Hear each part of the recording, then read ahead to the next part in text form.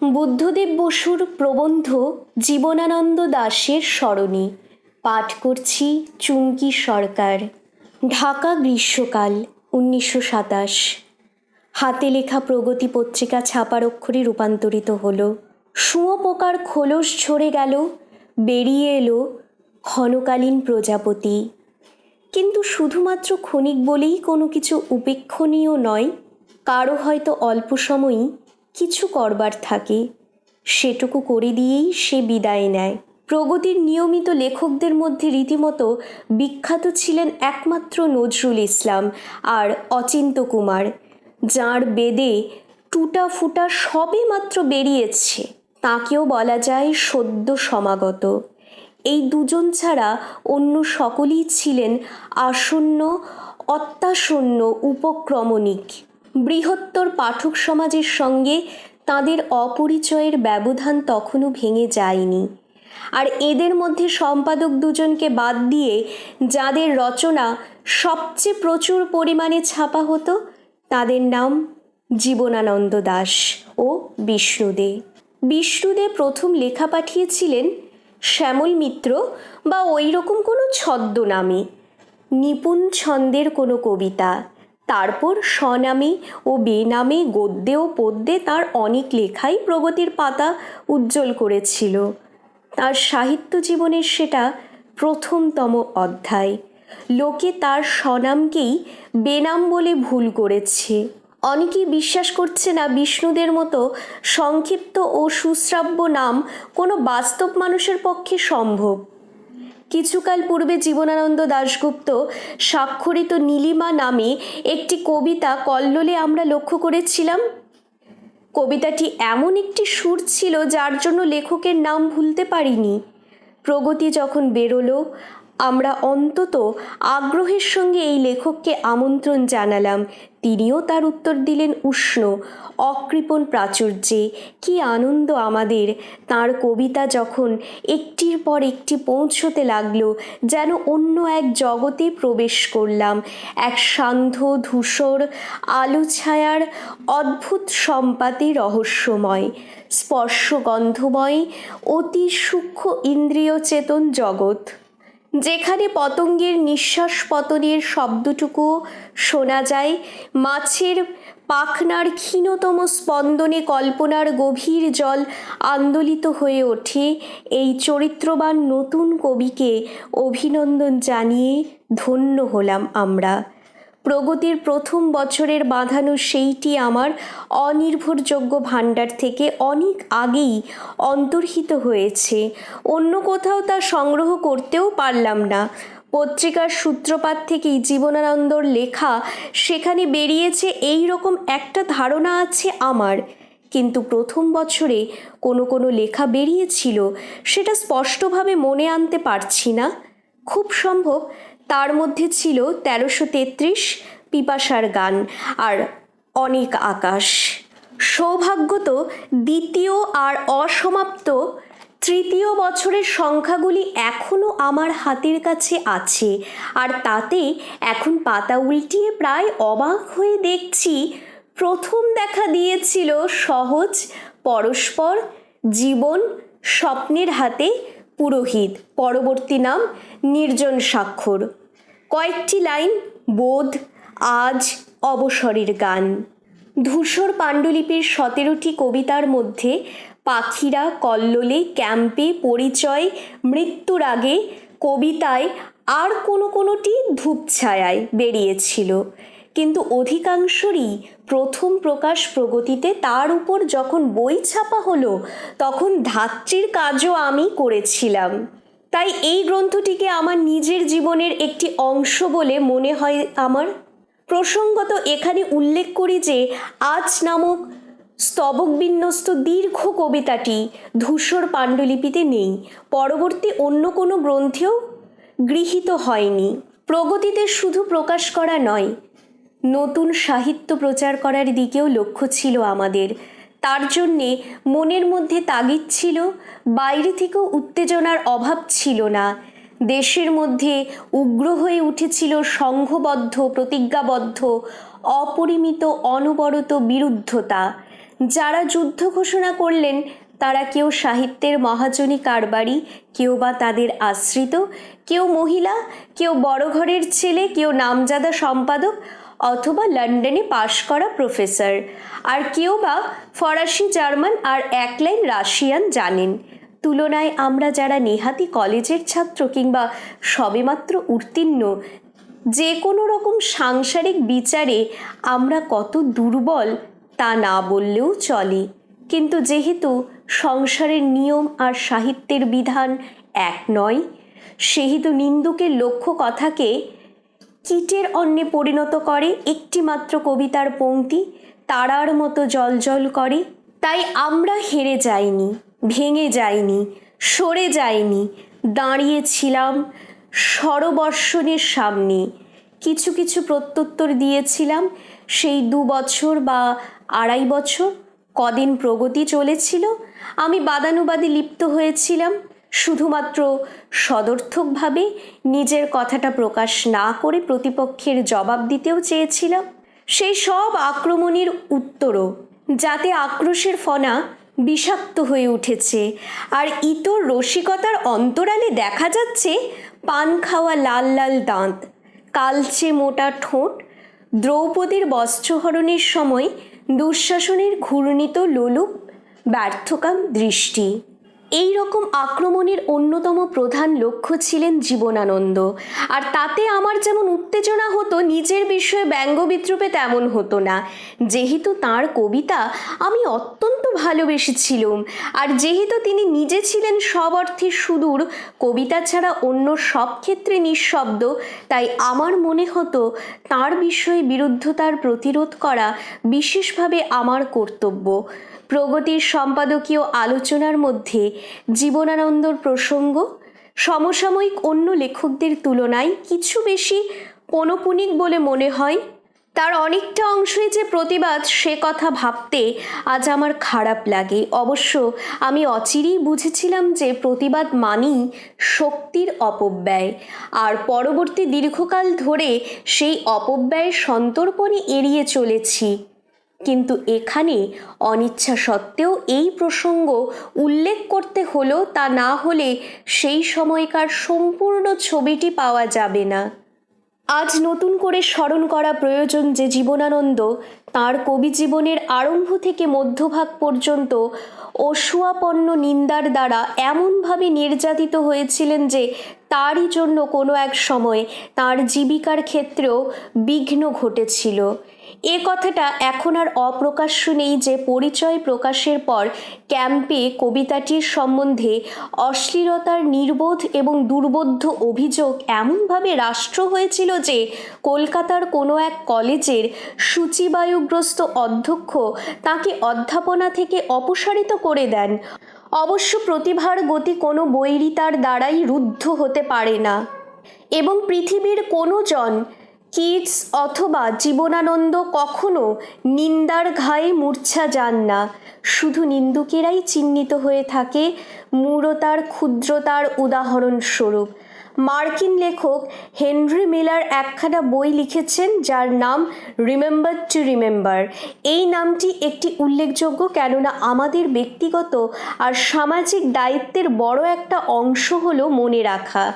জীবনে যেখানে যেখানে সুন্দরের স্পর্শ পেয়েছি সেটা যেমন স্মরণযোগ্য, তেমনি যেখানে কুৎসিতের পরাকাষ্ঠা দেখলাম সেটাকে যেন দুর্বলের মতো মার্জনীয় বলে মনে না করি, যেন মনে রাখি, মনে রাখতে ভুলে না যাই। প্রগতির পাতায় জীবনানন্দর কবিতা বিষয়ে যেসব আলোচনা বেরিয়েছিল তার কিছু কিছু অংশ এখানে তুলে দেবার লোভ হচ্ছে। আমি স্বীকার করতে বাধ্য যে এই উদ্ধৃতিগুলির লেখক আর বর্তমান প্রবন্ধকার ঐতিহাসিক অর্থে একই ব্যক্তি, কিন্তু এর রচনাভঙ্গি আর লেখার মধ্যে ইংরেজি শব্দের অবিরল ব্যবহার দেখে আজ আমার কর্ণমূল আরক্ত হচ্ছে। তবু সব দোষ সত্ত্বেও অংশগুলি অন্য কারণে ব্যবহার্য হতে পারে। প্রথমত, এতে বোঝা যাবে একজন প্রথম ভক্ত পাঠকের মনে জীবনানন্দর কবিতা কী রকমভাবে সাড়া তুলেছিল। দ্বিতীয়ত, এই 30 বছরে বাংলা কবিতা কতদূর অগ্রসর হয়েছে তা বোঝার পক্ষেও এগুলো কিঞ্চিত কাজে লাগতে পারে। জীবনানন্দবাবু বাংলা কাব্য সাহিত্যে একটি অজ্ঞাতপূর্ব ধারা আবিষ্কার করেছেন বলে আমার মনে হয়। তিনি এ পর্যন্ত মোটেই পপুলারিটি অর্জন করতে পারেননি, বরঞ্চ তার রচনার প্রতি অনেকেই বোধ হয় বিমুখ। অচিন্ত্যবাবুর মতো তার এরই মধ্যে অসংখ্য ইমিটেটর জোটেনি। তার কারণ বোধ হয় এই যে জীবনানন্দবাবুর কাব্যরসের যথার্থ উপলব্ধি একটু সময় সাপেক্ষ। তার কবিতা একটু ধীর সুস্থে পড়তে হয়, আস্তে আস্তে বুঝতে হয়। জীবনানন্দবাবুর কবিতায় যে সুরটি আগাগোড়া বেজেছে তাকে ইংরেজ সমালোচকের ভাষায় রেনেসান্স অফ ওয়ান্ডার বলা হয়। তার ছন্দ ও শব্দ যোজনা, উপমা ইত্যাদিকে চট করে ভালো কি মন্দ বলা যায় না, তবে অদ্ভুত স্বচ্ছন্দে বলা যায়। তার প্রধান বিশেষত্ব আমরা এই লক্ষ্য করি যে সংস্কৃত শব্দ যতদূর সম্ভব এড়িয়ে চলে, শুধু দেশজ শব্দ ব্যবহার করেই তিনি কবিতা রচনা করতে চাচ্ছেন। ফলে তার ডিকশন সম্পূর্ণরূপে তার নিজস্ব বস্তু হয়ে পড়েছে, তার অনুকরণ করাও সহজ বলে মনে হয় না। এমন সব কথা বসাচ্ছেন যা পূর্বে কেউ কবিতায় দেখতে আশা করেনি, যথা ফেরে, নটকান, সেমিজ, থুতনি ইত্যাদি। এর ফলে তার কবিতায় যে অপূর্ব স্বাতন্ত্র্য এসেছে সে কথা আগেই বলেছি। তার নিজের ব্যবহারের জন্য তিনি একটি আলাদা ভাষা তৈরি করে নিতে পেরেছেন, এর জন্য তিনি গৌরবের অধিকারী। এ কথা ঠিক যে তিনি পায়ের নখ থেকে মাথার চুল পর্যন্ত আগাগোড়া রোমান্টিক। এক হিসেবে তাকে প্রেমেন্দ্র মিত্রের অ্যান্টিথিসিস বলা যেতে পারে। প্রেমেন্দ্রবাবু বাস্তব জগতের সকল রূঢ়তা ও কুশ্রিতা সম্বন্ধে সম্পূর্ণ সজাগ। বাস্তব জীবনের নিষ্ঠুরতা তাঁকে নিরন্তর পীড়া দিচ্ছে। জীবনানন্দবাবু এই সংসারের অস্তিত্ব আগাগোড়া অস্বীকার করেছেন। তিনি আমাদের হাত ধরে এক অপূর্ব রহস্যালোকে নিয়ে যান। সে মায়াপুরী হয়তো আমরা কোনোদিন স্বপ্নে দেখে থাকব। সেই জন্যই আমি বলেছিলাম যে তার কবিতায় রেনেসান্স অফ ওয়ান্ডার ঘটেছে। তার ছন্দ অসমছন্দ হলেও বলাকার ছন্দের সঙ্গে এর পার্থক্য কানেই ধরা পড়ে। বলাকার চঞ্চলতা, উদ্দাম জলস্রোতের মতো তোর এর নেই। এ যেন উপলাহত মন্থর স্রোতস্বিনী, থেমে থেমে অজস্র ড্যাশ ও কমার বাঁধে ঠেকে ঠেকে উদাস অলস গতিতে বয়ে চলেছে। এতে প্রচুর উৎসাহের তাড়া নেই, আছে একটি মধুর অবসাদের ক্লান্তি। এই সুর যেন বহুদূর থেকে আমাদের কানে ভেসে আসছে। জীবনানন্দবাবু বহু কবিতায় পরম বিস্ময়কর কথা, চিত্র পাওয়া যায়। সে ছবিগুলো সব মৃদু রঙে আঁকা। তার কবিতার টোন আগাগোড়া সাবডিউড। দৃষ্টান্তস্বরূপ এই কটি লাইন নেওয়া যাক।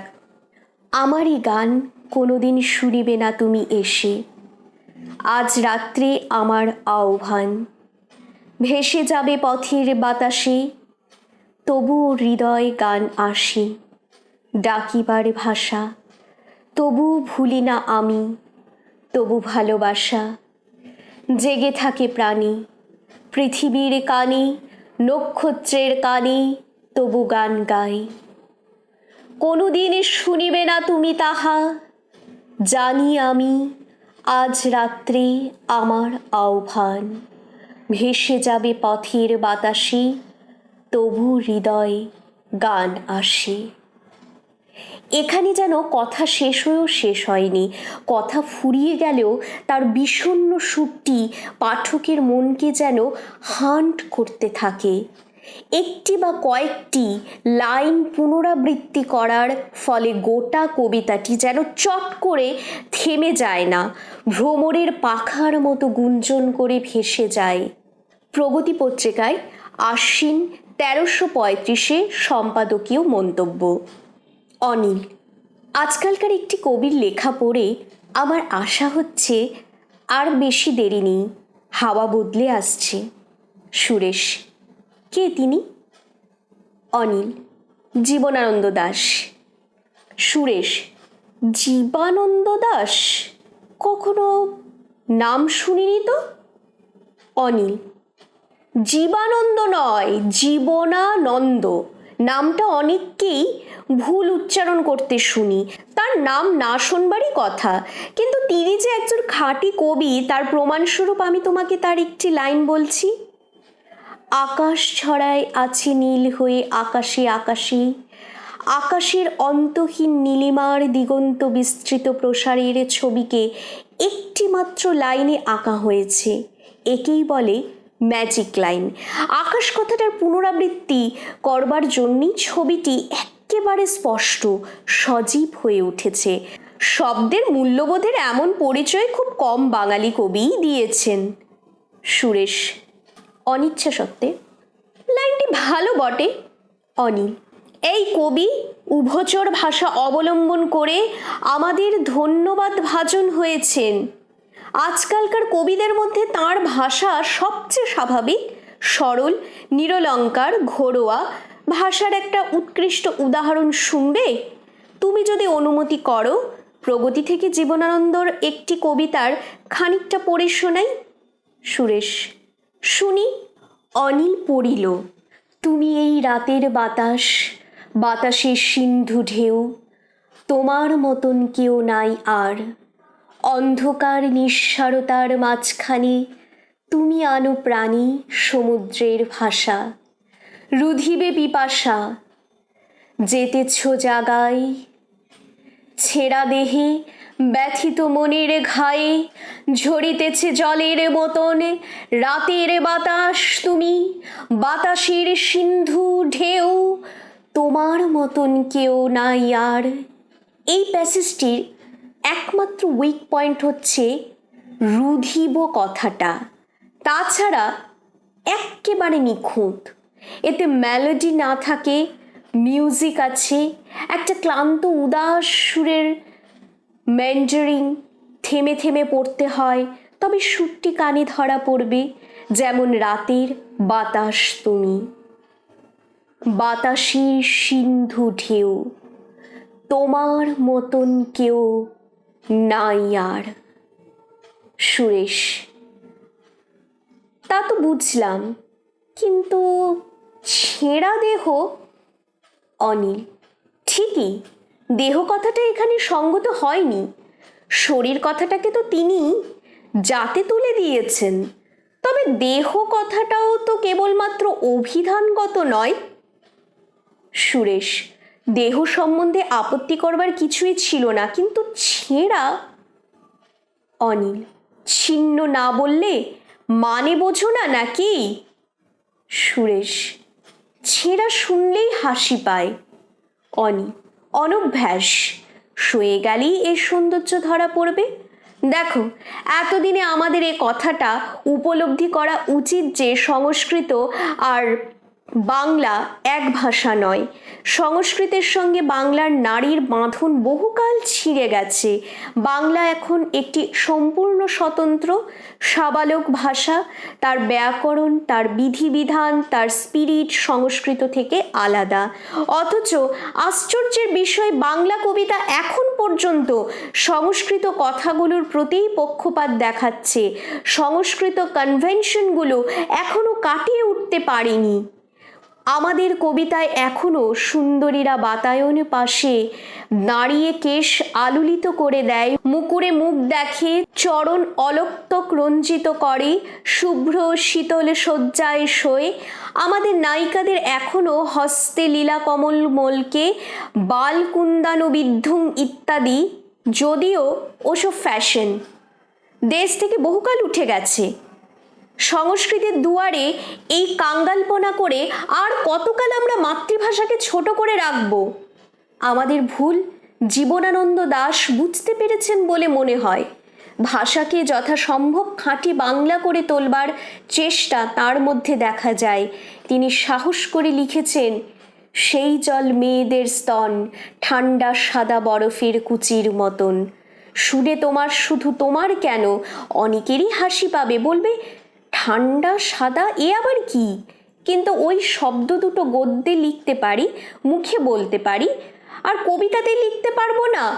কেন কবিতায় জানলাকে জানলা বলবো না, বিছানাকে বিছানা? যত কথা আমাদের মুখের ভাষায় স্থান পেয়েছে, কাব্য সমাজ থেকে তাদের একঘরে করে রেখে কেন আমরা আমাদের কবিতাকে এক বিপুল শব্দ সম্ভার থেকে বঞ্চিত করব? মৌখিক ভাষার ইডিয়মগুলো ব্যবহার করে কবিতাকে স্বাভাবিক ও সহজ করে তুলব না কেন? আমি তো বলি খনিকার ভাষা, জীবনানন্দের কবিতার ভাষা পিওরেস্ট বাংলা, কারণ তা বাংলা ছাড়া আর কিচ্ছু নয়। প্রগতি পত্রিকায় ভাদ্র 1336 বাংলা কাব্যের ভবিষ্যৎ। ইচ্ছে করে উদ্ধৃতি একটু দীর্ঘ করলাম, সেই সময়কার সাহিত্যিক আবহাওয়ার কিছু আভাস দেবার জন্য। আজকের দিনের পাঠক নিশ্চয়ই এ কথার ভেবে অবাক হচ্ছেন যে কবিতায় ঠান্ডা বা সাদা কথাটার ব্যবহারের সমর্থনের জন্য এতগুলো বাক্য ব্যয়ের প্রয়োজন হতে পারে, কিন্তু এ কথা সত্য যে গম্ভীরভাবে কবিতায় দেশজ বিদেশি শব্দের এমন স্বচ্ছন্দ সঙ্গত প্রচুর ব্যবহার জীবনানন্দর আগে অন্য কোনো বাঙালি কবি করেননি। মনে পড়ছে পাখিরা কবিতা প্রথম পাঠই আমাদের পক্ষে রোমাঞ্চকর হয়েছিল স্টাইলাইটের জন্য, প্রথম ডিমের জন্য, রবারের বলের মতন ছোট বুকের জন্য, আর সেখানে লক্ষ লক্ষ মাইল ধরে সমুদ্রের মুখে মৃত্যু ছিল বলে ওটা যে ঐকাহিক চমক লাগানো ব্যাপার নয়, সপ্রাণ এবং সবীজ নতুনত্ব এতদিনে সেটা নিঃসংশয় প্রমাণ হয়ে গেছে। এমনকি মৌখিক ভাষায় প্রচলিত তৎসম শব্দেরও ব্যবহারজাত মালিন্য ঘুচিয়ে তাতে কাব্যের স্পন্দন তিনি এনেছিলেন। তোমার শরীর তাই নিয়ে এসেছিলে একদিন, এই পংক্তিটি পড়ে আমি শরীর কথাটাকে নতুন করে আবিষ্কার করেছিলাম। তার আগে নায়িকাদের কোনো শরীরের অস্তিত্ব আমরা শুনিনি, শুনেছি দেহ, দেহলতা, তনুলতা, দেহ বল্লরী। এই উদাহরণ আমাদের রচনার সাহস বাড়িয়ে দিয়েছিল। কবে কোথায় জীবনানন্দকে প্রথম দেখেছিলাম মনে পড়ছে না।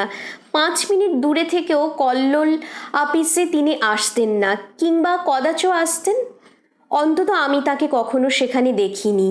হ্যারিসন রোডে তার বোর্ডিংয়ে তেতলা কিংবা 4 তলায় অচিন্ত কুমারের সঙ্গে একবার আরোহণ করেছিলাম মনে পড়ে। আর একবার কলেজ স্ট্রিটের ভিড়ের মধ্যে আমরা কয়েকজন তাকে অনুসরণ করতে করতে বউবাজারের মোড়ের কাছে এসে ধরে ফেলেছিলাম। কয়েকদিনের জন্য ঢাকায় এলেন একবার। মেঘলা দিনে মাঠের পথে ঘুরলাম তার সঙ্গে। পরে তার বিবাহের অনুষ্ঠানে ঢাকার ব্রাহ্ম সমাজে উপস্থিত আছি অজিত, আমি, অন্যান্য বন্ধুরা। কলকাতায় চলে আসার পর রমেশ মিত্র রোডের একতলা ঠান্ডা ঘরে তাঁর সঙ্গে বসে আছি। শীতকাল, বিকেল হয়ে এলো। হঠাৎ চেয়ার টেবিল নড়ে উঠল। আমরা বাইরে ছোট্ট বারান্দায় এসে দাঁড়ালাম। মিনিটখানেক পরে ফিরে এসে বসলাম আবার। পরের দিন কাগজে পড়লাম উত্তর বিহারে ভূমিকম্পের খবর।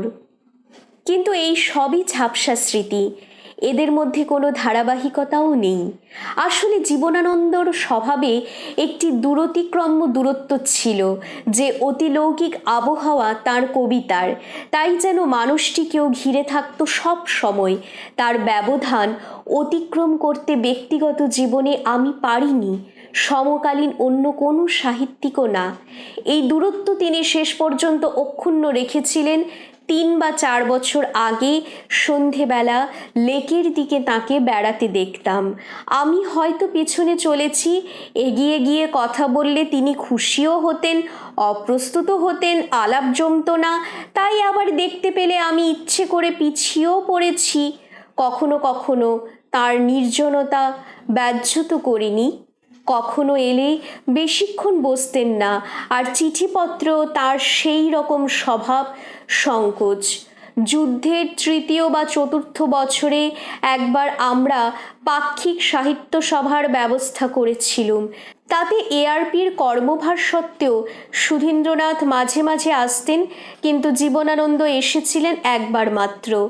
এসে একটি কবিতা পড়ার জন্য বিশেষভাবে অনুরোধ হয়ে, অথবা তারই ফলে আমাদের একটু অপ্রস্তুত করে দিয়ে আকস্মিকভাবে বিদায় নিয়েছিলেন। তার মুখে তার নিজের কবিতা পাঠ আমি কখনো শুনিনি, যদিও শুনেছি ইদানিং তরুণদের কাছে তার সংকোচ কেটে গিয়েছিল। অথচ সেই প্রগতির সময় থেকে তার সঙ্গে আমার সাহিত্যিক বন্ধুতা ও সাযুজ্য ছিল বিরামহীন। দেখাশোনায় যেটুকু হয়েছে তার চাইতে অনেক বেশি গভীর করে তাকে পেয়েছি তার রচনার মধ্যে, যার অনেকখানি অংশের সঙ্গে আমার পরিচয় প্রকাশের পূর্বেই ঘটে গেছে। এই সম্বন্ধ 25 বছরের মধ্যে শিথিল হয়নি। কবিতা প্রকাশের অন্যতম পুরস্কার ছিল আমার পক্ষে একসঙ্গে 3-4টি করে পাঠানো তার নতুন কবিতা পড়া। আনন্দ পেয়েছি ধূসর পাণ্ডুলিপির প্রুফ দেখে। 1 পয়সার একটি গ্রন্থমালায় বনলতা সেন প্রকাশে তাঁর সম্মতি পেয়ে, তার বিষয়ে লিখে কথা বলে, তাকে আবৃত্তি করে। বাংলা কবিতার যতগুলো পংক্তি বা স্তবক আমার বিবর্ধমান বিস্মরণ শক্তি এখনো হারিয়ে ফেলেনি কিংবা পরিবর্তমান রুচি বর্জন করেনি, যেগুলোকে আমি বহু বছর ধরে অনেকটা রক্ষা কবচের মতো মনে মনে বহন করে আসছি। তার মধ্যে জীবনানন্দর পংক্তির সংখ্যা অনেক। সেই সব কবিতা বেঁচে আছে আমার মনে, অন্য অনেক পাঠকেরও মনে, ভাবি কালেও বেঁচে থাকবে। তবু আজ এই কথা ভেবেই দুঃখ করি যে আমাদের পক্ষে স্বল্প পরিচিত সেই মানুষটিকে আর চোখে দেখব না। জীবনানন্দর কবিতা নিয়ে ইতিপূর্বে কিছু কিছু আলোচনা আমি করেছি। আজ আবার পড়ে আরও কিছু নতুন কথা আমার মনে হচ্ছে। এ বিষয়ে সন্দেহ নেই যে ইন্দ্রিয়বোধের আনুগত্যে তিনি অতুলনীয়। রূপদক্ষতাই তাঁর চরিত্র লক্ষণ। আর এসব কথা পাঠক মহলে যথেষ্ট রকম জানাজানিও হয়ে গেছে এতদিনে। কিন্তু তার কবিতার মধ্যে 2টি ধারা দেখতে পাওয়া যায়, তারা যেন পরস্পরকে পরিপূরণ করে চলেছে। একদিকে আমরা রাখতে পারি তাঁর বিশুদ্ধ ইন্দ্রিয়ানুভূতির কবিতা, বর্ণনাধর্মী, অনুষঙ্গময়, নস্টালজিয়ার পরাক্রান্ত, যেমন মৃত্যুর আগে, অবসরের গান, হাওয়ার রাত, ঘাস, বনলতা সেন, নগ্ন নির্জন হাত। পাঠক আরও অনেক জুড়ে নিতে পারবেন। আমি নির্জন স্বাক্ষর বা 1333 ধরনের প্রেমের কবিতাকেও এরই অন্তর্গত করতে চাই। অন্যদিকে আছে যেসব কবিতা মননরূপী শয়তান অথবা দেবতার পরামর্শে লেখা, যেখানে লেখক বর্ণনার দ্বারা অন্য কিছু বলতে চেয়েছেন, যেখানে কবির আবেগ বাইরের জগতে প্রতিরূপ খুঁজে পেয়েছে, চিন্তার সঙ্গে গ্রথিত হয়ে আরও নিবিড়ভাবে জীবনের সঙ্গে সম্পৃক্ত হয়েছে। এর মধ্যে উল্লেখ করব বোধ ক্যাম্পে আর সেই লাশ কাটা ঘরের আশ্চর্য কবিতাটি, যার নাম দেওয়া হয়েছিল 8 বছর আগের একদিন। কয়েকটি লাইনকে বলা যায় বোধের সঙ্গী কবিতা। 2টি কবির স্বগতোক্তি। প্রথমটিতে কবি নিজের শক্তির বিষয়ে সচেতন হয়ে ঘোষণা করছেন তার নতুনত্ব। কেউ যাহা জানে নাই কোনো এক বাণী আমি বহে আনি, বলে দিচ্ছেন তার কাব্যের বৈশিষ্ট্য কোনখানে। উৎসবের কথা আমি কহি নাকো, পড়ি নাকো দুর্দশার গান, শুনি শুধু সৃষ্টির আহ্বান। আর দ্বিতীয়টিতে তিনি জীবনের সঙ্গে কাব্যের দ্বন্দ্বে পীড়িত। তার বোধ আর কিছু নয়, তারই কবি প্রতিভা, যার তাড়নায় সকল লোকের মাঝে বসে আমার নিজের মুদ্রাদোষে আমি একা হতেছি আলাদা। আবার তাঁর আবেগরঞ্জিত বেদনাময় বর্ণনার কাব্যেও বিভিন্ন বিভাগ করা যায়। প্রথমত সান্ধ্য বা নৈশ কবিতা, বা যে কবিতায় সকল সময়ই সন্ধ্যার মতো মনে হয়, যেখানে আলো ম্লান, ছায়া ঘন, কুয়াশার পর্দা ঝুলে আছে। মাঠের গল্প, হাইচিল, বনলতা সেন, 20 বছর পরে, শঙ্খমালা। দ্বিতীয়ত আলো যেখানে উজ্জ্বল আর প্রবল অবয়ব নিয়ে প্রকাশ পেয়েছে, অবসরের গান, ঘাস, শিকার, সিন্ধু সারস। আর তৃতীয়ত যেসব কবিতায় একাধারে স্থান পেয়েছে আলো আর অন্ধকার, রুদ্র আর রাত্রি, কান্তি আর অবগুণ্ঠন এই শেষোক্ত শ্রেণীর মধ্যে মৃত্যুর আগে কবিতাটিকে আমি ফেলতে চাই না, কেননা বাংলার পল্লী প্রকৃতির এই চিত্রশালাটিতে হিজলের জানলায় আলো আর বুলবুলিকে যদিও একবার দেখা যায়, আর ধানের গুচ্ছের মতো সবুজ সহজ ভোরবেলাটিকেও চিনতে পারি, তবু এর পক্ষপাত নৈশতার দিকেই।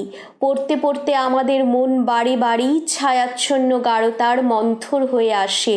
আমি ভাবছিলাম হাওয়ার রাত বা অন্ধকারের মতো কবিতার কথা, যেখানে তারা ভরা অন্ধকারের কথা বলতে বলতে কবির হৃদয় দিগন্ত প্লাবিত বলিয়ান রুদ্রের আঘ্রাণে ভরে যায়, যেখানে অন্ধকারের সারাৎসারে অন্তত মৃত্যুর মতো মিশে থেকে কবি হঠাৎ ভোরের আলোর মূর্খ উচ্ছ্বাসে জেগে ওঠেন, দেখতে পান রক্তিম আকাশে সূর্য আর সূর্যের রৌদ্রে আক্রান্ত এই পৃথিবী। ভাবছিলাম নগ্ন নির্জন হাতের বিস্ময়কর গঠনের কথা।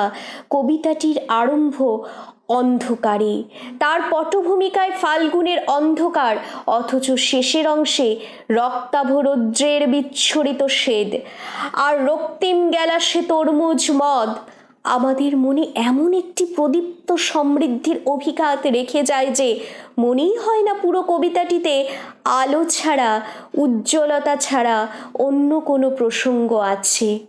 যেমন হাই চিলে দুপুরবেলাতেই সন্ধ্যা নেমে আসে, তেমনি হাওয়ার রাত কবিতায় অন্ধকারটাই আলোর উল্লাসে উত্রোল হয়ে উঠল। মৃত্যুর আগের ছবিগুলোর মতো এ সব ছবি স্বপ্রতিষ্ঠ নয়, তারা কবির ভাবনা বেদনারই প্রতিফলন। আলোচনার আরও অনেক ক্ষেত্র আছে। দেখারও যেতে পারে বিদ্রূপের শক্তি তার হাতে কী রকম আত্মস্থ আর গম্ভীর হয়ে উঠেছিল সোনার পিত্তল মূর্তি অথবা অজর অক্ষর অধ্যাপকের উদ্দেশ্যে লেখা পংক্তিগুলিতে। তার মধ্যপর্যায়ের কবিতার মাঝে মাঝে একটি সংক্ষুব্ধ বিবমিশা লক্ষ্য করা যায়। আসলে তার আরম্ভ ধূসর পাণ্ডুলিপির সময়। সেই সময় অন্ধকার কবিতা লিখেছিলেন, যেখানে সূর্যের রৌদ্রে আক্রান্ত পৃথিবীতে কোটি কোটি শুয়ারের আর্তনাদের উৎসব দেখে তিনি অন্ধকারের অনন্ত মৃত্যুর ভিতর মিশে যেতে চেয়েছিলেন। তারই কিছুকাল পরে আদিম দেবতারা কবিতায় তীব্র হয়ে উঠল জীবন ও কবিতার দ্বন্দ্ববোধ জনিত বেদনা। অবাক হয়ে ভাবি, আজ রাতে কোথায় তুমি? রূপ কেন নির্জন দেবদারু দ্বীপের নক্ষত্রের ছায়া চেনে না? পৃথিবীর সেই মানুষের রূপ স্থূল হাতে ব্যবহৃত হয়ে ব্যবহৃত ব্যবহৃত ব্যবহৃত ব্যবহৃত হয়ে ব্যবহৃত ব্যবহৃত। আগুন বাতাস জল আদিম দেবতারা হো হো করে হেসে উঠল। ব্যবহৃত ব্যবহৃত হয়ে শুয়ারের মাংস হয়ে যায়। মহাপৃথিবী ও সাতটি তারার তিমির এর অনেক কবিতাতেই এই বিবমিশা বা বিদ্রূপের আঘাত পড়েছে। তার পৌর বয়সের রচনার মধ্যে এটিকে একটি প্রধান সুর বললে ভুল হয় না। কিংবা কেমন করে আলোছায়ার দৃশ্যমান জগৎ থেকে তিনি স্বপ্নগোচর অতিবাস্তবের মায়ালোকে প্রবেশ করেছিলেন। বিড়াল ঘোড়া সেই সব শিয়ালের ধরনের কবিতায় শেলি, কিটস, পূর্ব ইয়েটসের আর কোথাও কোথাও সুইনবার্নকে তিনি কেমন করে ব্যবহার করেছিলেন তা তুলনার দ্বারা দেখানো যেতে পারে। সহজেই প্রমাণ করা যায় যে ইয়েটসের ও কার্লিওর তুলনায় তার হাই চিল অনেক বেশি তৃপ্তিকর কবিতা। আর দ্য স্কলার্সের সঙ্গে সমারোহের সম্বন্ধ যেমন স্পষ্ট, তার স্বাতন্ত্র্য তেমনি নির্ভুল। অড টু এ নাইটেঙ্গেলের কোনো কোনো পংক্তি অবসরের গানে কেমন নতুন শস্য হয়ে ফলে উঠেছে তাও সহজে বোধগম্য। যদি কখনো কোনো পাঠক জীবনানন্দর অসংরক্ত অমানবিক জগতে শ্রান্তি বোধ করেন, তাকে অনুরোধ করা যায় ক্যাম্পে আর 8 বছর আগের একদিন পুনর্বার পড়তে।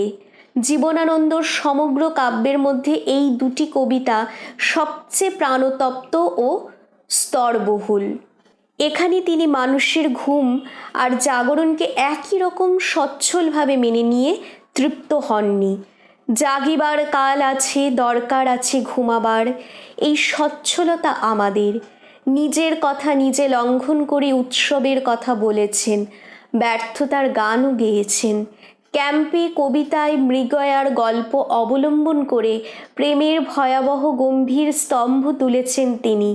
মানবিক প্রেমের, যৌন প্রেমের যা ব্যক্ত হয়ে আছে কোথাও ফড়িংয়ে, কীটে, মানুষের বুকের ভেতরে যার ক্ষমতার চাপে ক্ষমতাশালী মাংসাশী শিকারীদেরও হৃদয়গুলো বসন্তের জ্যোৎস্নায় মৃত মৃগদের মতোই পাংশু হয়ে পড়ে থাকে আর মৃত্যুকে দলিত করে জীবনের গম্ভীর জয় তিনি প্রচার করেছেন ৮ বছর আগের একদিনে।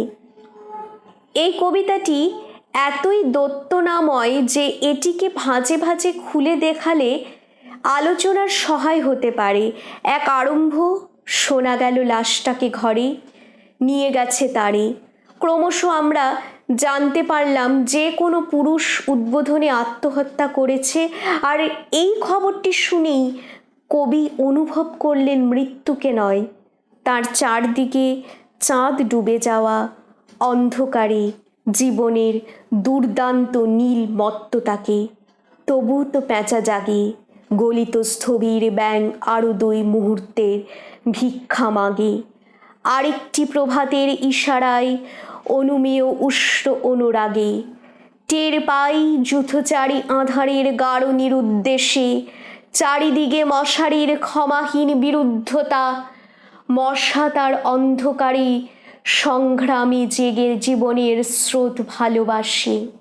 মনে পড়ল বাঁচার ইচ্ছার, বাঁচার চেষ্টা অন্যান্য উদাহরণ। রক্ত ক্লেদে বসা থেকে রৌদ্রে ফিরে উড়ে যায় মাছি, সোনালি রোদের ঢেউয়ে উড়ন্ত কীটের খেলা কত দেখিয়াছি। দুরন্ত শিশুর হাতে ফড়িংয়ের ঘন শিহরণ, মরণের সাথে লড়িয়াছি। কিন্তু এই প্রাকৃত প্রেরণা মানুষের পক্ষে তো সর্বস্ব নয়।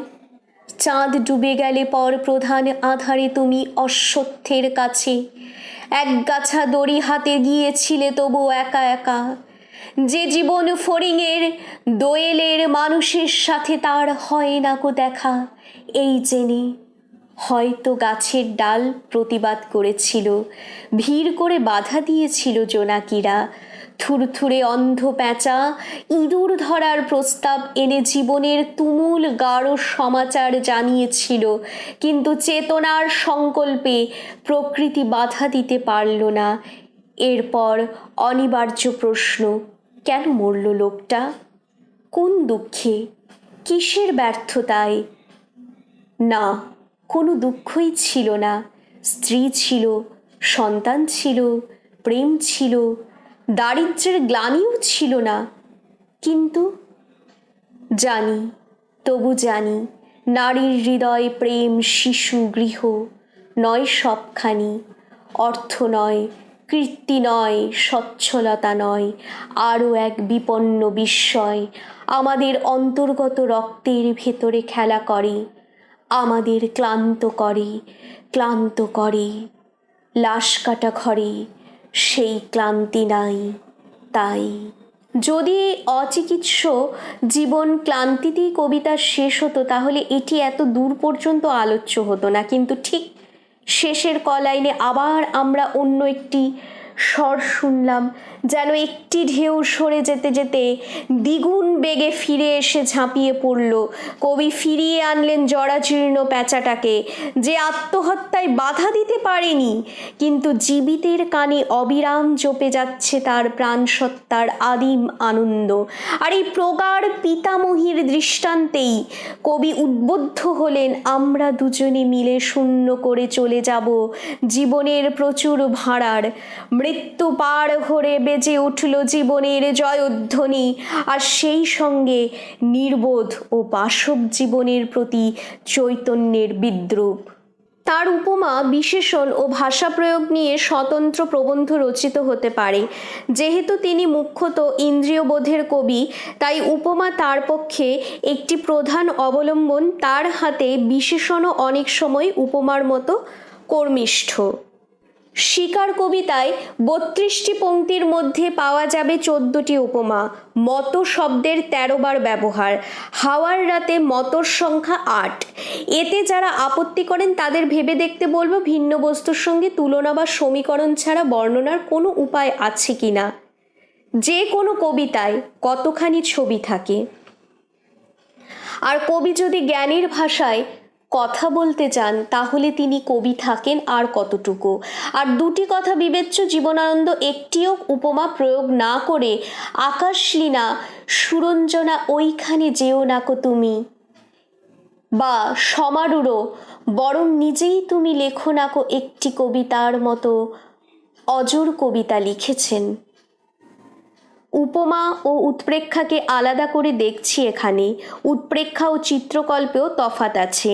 হাঙরের ঢেউ বা তোমার হৃদয় আজ ঘাস বড় অর্থে উপমা হতে পারে, কিন্তু ব্যাকরণগত অর্থে নয়। আর সেই বড় অর্থ নিলে এ কথাই বলতে হয় যে কবিতার ভাষাই উপমা। আর তার অনেক উপমাই সরল বা আক্ষরিক নয়, তা থেকে নানা স্তরে নানা ইঙ্গিত বিচ্ছুরিত হতে থাকে। যেমন গানের পরে অনুকরণ, কাস্তের মতো চাঁদ, রবারের বলের মতো বুক, বরফের কুচির মতো স্তন। এইসব উপমার উপর আমি জোর দেব না, কেননা এদের নির্ভর শুধু চোখে দেখা বা হাতে ছোঁয়া সাদৃশ্যের উপর। তার আগে কেউ ব্যবহার করেননি বলেই এরা স্মরণীয়। আমি উল্লেখ করব আরও আগেকার লেখা একটি পংক্তি, আঁখি আর গোধূলির মতো গোলাপি রঙিন। পড়া মাত্রই আমাদের মনে যে নতুনত্বের চমক লাগে, সেটা অচিরেই কাটিয়ে উঠে আমরা বুঝতে পারি যে এখানে ঠিক লাল রঙের চোখটাকে বোঝানো হচ্ছে না। সন্ধ্যার আগের মোদির আবেশের দিকেই এর লক্ষ্য। আর সঙ্গে সঙ্গে মনে পড়ে যায় গোধূলির সঙ্গে বিবাহ লগ্নের সংযোগ। মোরগ ফুলের মতো লাল আগুন, এটা হলো চাক্ষুষ উপমা। কিন্তু সেই আগুনই যখন সূর্যের আলোয় রোগা শালিকের হৃদয়ের বিবর্ণ ইচ্ছার মতো হয়ে যায়, তখন শুধু ফ্যাকাশে চেহারাটাই আমরা চোখে দেখি না, মনের মধ্যেও নির্বাপনের বেদনা অনুভব করি। কি উপমায়, কি বিশেষণে একটি ইন্দ্রিয়ে আঘাত দিয়ে অন্য ইন্দ্রিয় জাগিয়ে তোলেন তিনি। ঘাসের ঘ্রাণ হরিত মদের মতো পান করতে হলে বর্ণ, গন্ধ আর আস্বাদকে পরস্পরের মধ্যে মিশিয়ে দিতে হয়। বলিয়ান রুদ্র বললে রোদ যেন আয়তন পেয়ে ঋজু হয়ে দাঁড়িয়ে ওঠে, আবার সেই রোদকেই কচি লেবু পাতার মতো নরম আর সবুজ বললে তাকে দেখা যায়। তখনও শিশির শুকিয়ে না যাওয়া মাটির উপর সুগন্ধি হয়ে শুয়ে থাকতে, এরই পাশে পাশে পর্দায় গালিচায় রক্তাভরৌদ্রের শ্বেত, আর সন্ধ্যাবেলায় জাফরান রঙের সূর্যের নরম শরীর। চিন্তা করলে রোদ বস্তুটাকে আমরা যেন কোনো স্থাপত্য কর্মের মতো প্রদক্ষিণ করে করে দেখে নিতে পারি। তেমনি রাত্রি কখনো বিরাট নীলাভ খোপা নিয়ে যেন নাড়ি মাথা নাড়ে, কখনো জ্যোৎস্নার উঠানে খড়ের চালের ছায়াটুকুর মধ্যে স্তব্ধ ও সংহত, কখনো নক্ষত্রের রূপালী আগুনে উজ্জ্বল, আর কখনো দেখি সন্ধ্যার অন্ধকার ছোট ছোট বলের মতো পৃথিবীর মধ্যে ছড়িয়ে পড়ল।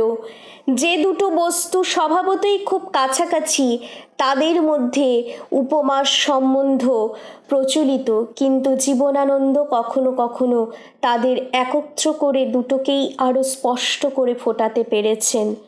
কাঁচা বাতাবির মতো ঘাস, শিশিরের শব্দের মতন সন্ধ্যা, আবার যে দুটো বস্তু অপরিমেয় রূপে অসদৃশ, তাদেরও এক সূত্রে বেঁধে দিয়েছে তার বিরাট কল্পনা শক্তি, যার ফলে আমরা পেয়েছি চিনে বাদামের মতো বিশুষ্ক বাতাস, পাখির নীড়ের মতো বনলতা সেনের চোখ, আর আত্মঘাতীর জানলার ধারে অদ্ভুত আঁধারে উটের গ্রীবার মতো কোনো এক প্রবল নিস্তব্ধতা। এসব উপমা ইন্দ্রিয়ের সীমা অতিক্রম করে ভাবনার মধ্যে আন্দোলন তোলে। সাদৃশ্যের সূত্রগুলি ছড়িয়ে পড়ে অনুভূতির রহস্যলোকে। বউবাজারের নৈশ ফুটপাতে, যেখানে কুষ্ঠরোগী লোল নিগ্র আর ছিমছাম ফিরিঙ্গি যুবকের ছায়াছবির উপর ইহুদি গণিকার আধোজাগা গানের গলা ঝরে পড়েছে, সেখানকার বাতাস নেহাতি প্রাকৃত অর্থে শুকনো নয়। যুদ্ধকালীন বিশৃঙ্খলার চাপে দেশের মধ্যে সমস্ত রস শুকিয়ে গিয়ে চীনে বাদামের খোলার মতো শূন্য আর ভঙ্গুর হয়ে উঠল। এই রকম একটা ইঙ্গিত এখানে পাওয়া যায়। কোনো মহিলার চোখের আকার নিশ্চয়ই পাখির বাসার মতো হয় না, কিন্তু ক্লান্ত প্রাণের পক্ষে কখনো কোনো চোখ আশ্রয়ের নীড় হতে পারে। যে মানুষ আপন হাতে মরতে চলেছে, তার জানলা দিয়ে মুখ বাড়িয়ে দিলে উটের গ্রীবার মতো নিস্তব্ধতা। এই অপরিচিত অপ্রত্যাশিত ছবিতে আসন্ন আত্মঘাতের আবহাওয়াটা আরও থমথমে ও ঘনিষ্ঠ হয়ে উঠল। হয়তো এখানে আরও কিছু ইঙ্গিত আছে। এই উট যেহেতু মৃত্যুর দিকেই প্রলুব্ধ করছে, তাই মনে হয় উপমাটি সেই প্রাচীন কাহিনী থেকে আহৃত, যেখানে উট এসে প্রথমে শুধু ঘাটটুকু রাখার অনুমতি চাইল, তারপর প্রকাণ্ড শরীর নিয়ে সমস্ত ঘর জুড়ে গৃহস্থকেই বহিষ্কৃত করে দিলে। অনেক বিশেষণও এই রকম মনস্তত্ত্ব ঘটিত আত্মহত্যার উদ্যোগের সময় অসত্যের প্রধান আধার, জীবনপ্রেমিক মশক সঙ্গে সমাকীর্ণ যুথচারী আধার, শিকারের পরে শিকারীদের নিরপরাধ ঘুম, প্রগাঢ় পিতামহী প্যাঁচার জীবন স্পৃহার তুমুল গাঢ় সমাচার কথাটাও লক্ষণীয়। মিশনারিরা গসপেলের আক্ষরিক অনুবাদ করেন সুসমাচার। এ কথা মনে রাখলেই ধরা পড়ে যে শব্দটিতে এখানে খবরের চাইতে অনেক বেশি কিছু বোঝাচ্ছে, শুধু বিশেষণে নয়, বিশেষ্য পদেও। আর সাধারণভাবে ভাষা ব্যবহারে তার দুঃসাহসী আক্রমণ বারে বারেই রত্ন ছিনিয়ে এনেছে। বিদেশি শব্দ, গেঁয়ো শব্দ, কথ্য বুলি, অপ্রচলিত শব্দ, আর যেসব শব্দকে আশাহীন রূপে গদ্য বলে আমরা জেনেছি, এই সব ভাণ্ডারের উপর সহজ অধিকার তাঁর কাব্যের একটি প্রধান লক্ষণ। ছন্দ ব্যবহারে বৈচিত্র্য নেই, আপাত রমণীয়তাও নেই, কিন্তু সেই জন্যে কোনো অভাববোধ নেই আমাদের। যা আছে তার সম্মোহন এত ব্যাপক যে তিনি আজকের দিনেও অনায়াসে এবং অনাক্রমণীয়ভাবে ছিল দেখিল মিল দিতে পেরেছেন, যা অন্য কোনো কবির পক্ষে সম্ভব হতো না। তার কাব্যের পাঠক শুধু বিশেষণের প্রভাবে আবিষ্ট হবেন, বারবার শিহরিত হবেন পুনরুক্তির আঘাতে। এইখানে সরোজিনী শুয়ে আছে, জানি না সে শুয়ে আছে কি না। ঘাসের উপর দিয়ে ভেসে যায় সবুজ বাতাস, অথবা সবুজ বুঝি ঘাস। মুগ্ধ হবেন যখন হঠাৎ এক একটি অত্যন্ত চেনা আর গদ্যধর্মী কথার প্রভাবে পুরো পংক্তিটি আলোকিত হয়ে ওঠে। আমি সেই সুন্দরীরে দেখে লই, নুয়ে আছে নদীর এপারে, বিয়োবার দেরি নাই, রূপ ঝরে পড়ে তার, শীত এসে নষ্ট করে দিয়ে যাবে তারে। ভব্য সমাজে অনুচার্য একটি ক্রিয়াপদের জন্যই হেমন্ত ঋতুর এই ছবিটি এমন উজ্জ্বল হতে পারল। তেমনি বিকেলের আলোর স্বচ্ছ গভীরতায় শুধু বাইরের প্রকৃতি নয়, আমাদের হৃদয় শুদ্ধ ডুবে গেল শুধু একটা মাইল শব্দ আছে বলে। অকুল সুপরিবহনে স্থির জলে আলো ফেলে 1 মাইল শান্ত কল্যাণ হয়ে আছে।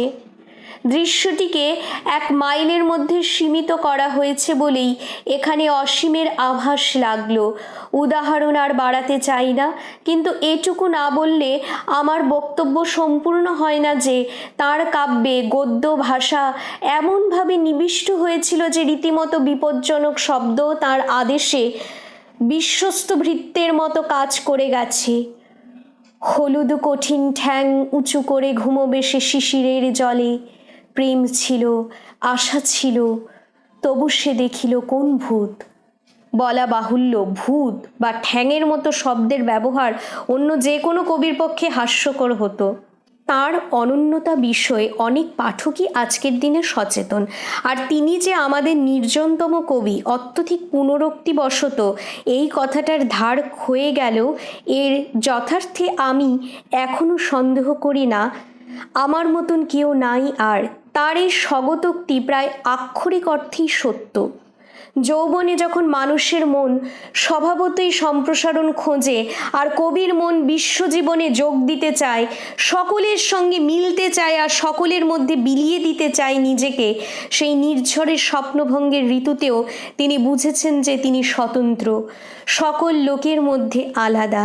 বুঝেছেন যে তাঁর গান জীবনের উৎসবের বা ব্যর্থতার নয়, অর্থাৎ বিদ্রোহের, আলোড়নের নয়, তার গান সমর্পণের, আত্মসমর্পণের, স্থিরতার, পায়ের নখ থেকে মাথার চুল পর্যন্ত রোমান্টিক হয়েও তাই তিনি ভাবের দিক থেকে রোমান্টিকের উল্টো।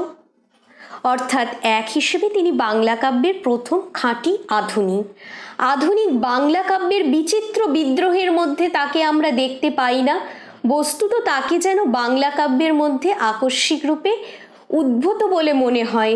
সত্যেন্দ্রনাথ ও নজরুল ইসলামের ক্ষণিক প্রভাবের কথা বাদ দিলে তিনি যে মহাভারত থেকে রবীন্দ্রনাথ পর্যন্ত প্রবাহিত তাঁর পূর্বজ স্বদেশীয় সাহিত্যের কোনো অংশের দ্বারা কখনো সংক্রমিত হয়েছিলেন বা কোনো পূর্বসূরির সঙ্গে তার একাত্মবোধ জন্মেছিল, এমন কোনো প্রত্যক্ষ পরিচয় তার কাব্যে নেই বললেই চলে। এ থেকে এমন কোথাও মনে হতে পারে যে তিনি বাংলা কাব্যের ঐতিহ্য স্রোতের মধ্যে একটি মায়াবী দ্বীপের মতো বিচ্ছিন্ন উজ্জ্বল, এবং বলা যেতে পারে যে তার কাব্যরীতি হুতুম অথবা অবনীন্দ্রনাথের গদ্যের মতো একেবারেই তার নিজস্ব ব্যক্তিগত, তারই মধ্যে আবদ্ধ অন্য লেখকের পক্ষে সেই রীতির অনুকরণ, অনুশীলন বা পরিবর্ধন সম্ভব নয়। পক্ষান্তরে এই বিষয়েও সন্দেহ নেই যে চলতি কালের কাব্য রচনার ধারাকে তিনি গম্ভীরভাবে স্পর্শ করেছেন। সমকালীন ও পরবর্তী কবিদের উপর তাঁর প্রভাব কোথাও কোথাও এমন সূক্ষ্মভাবে সফল হয়ে উঠেছে যে বাইরে থেকে হঠাৎ দেখে চেনা যায় না। বাংলা কাব্যের ঐতিহাসিক পরিপ্রেক্ষিতে তাঁর আসনটি ঠিক কোথায় সে বিষয়ে এখনই মনস্থির করা সম্ভব নয়, তার কোনো প্রয়োজনও নেই এই মুহূর্তে। এই কাজের দায়িত্ব আমরা তুলে দিতে পারি আমাদের ঈর্ষাভাজন সেই সব নাবালকদের হাতে, যারা আজ প্রথমবার জীবনানন্দর সাধুতাময় আলো অন্ধকারে অবগাহন করছে।